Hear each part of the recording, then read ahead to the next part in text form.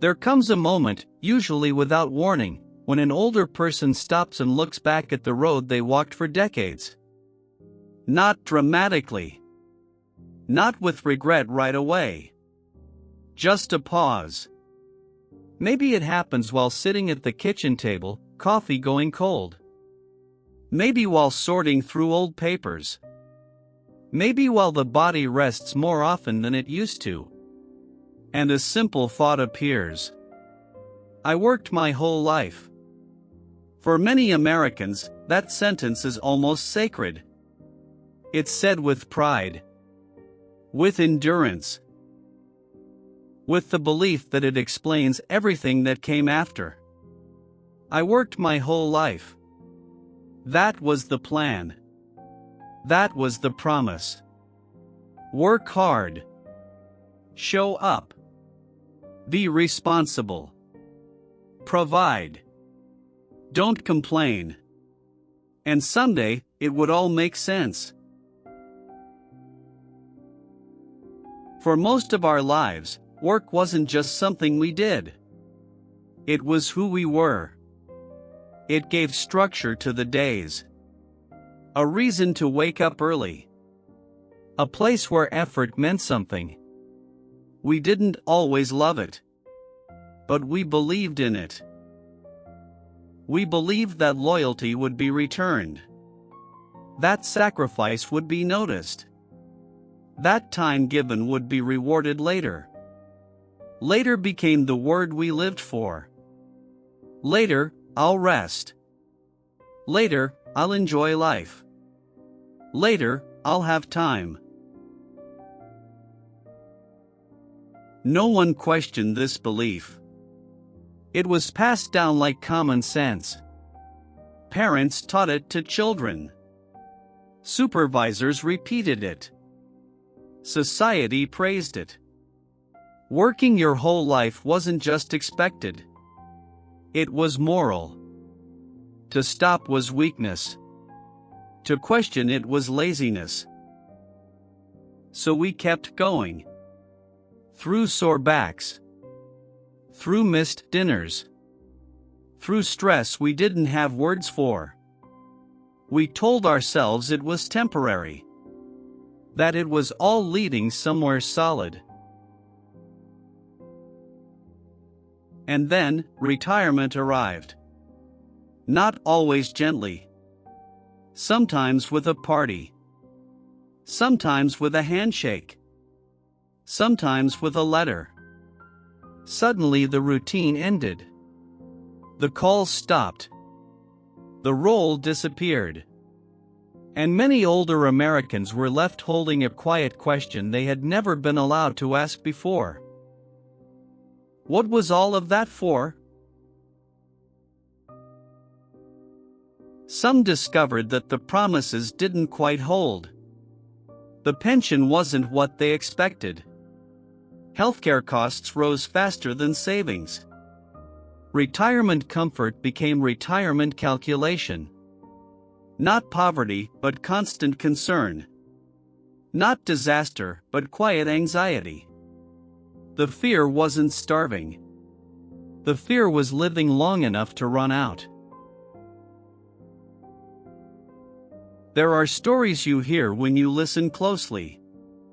A man who worked the same job for 40 years, only to find his benefits reduced just before retirement. A woman who delayed rest until her body no longer allowed her to enjoy it. A couple who planned to travel, only to spend their later years managing prescriptions and appointments instead. No scandals. No villains. Just reality not matching expectation. This is where the uncomfortable conversation begins. Because many older adults look at younger generations now and feel confused. They see young people questioning work culture, rejecting long hours, choosing flexibility over loyalty. And the first reaction is often frustration. Why don't they want to work? Why don't they appreciate stability? Why don't they sacrifice like we did? But beneath that frustration, there is something else. A quiet doubt. What if they're not lazy? What if they're observant? What if they watched their parents work endlessly and saw the cost? The missed birthdays, the stress carried home, the health that never fully returned.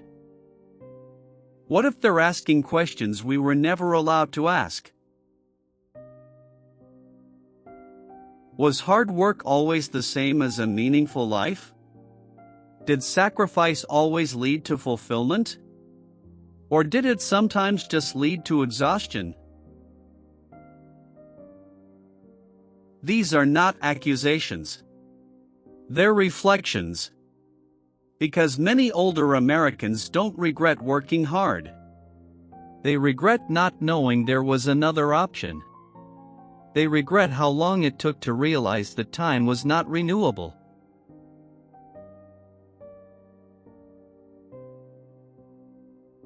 Work gave income.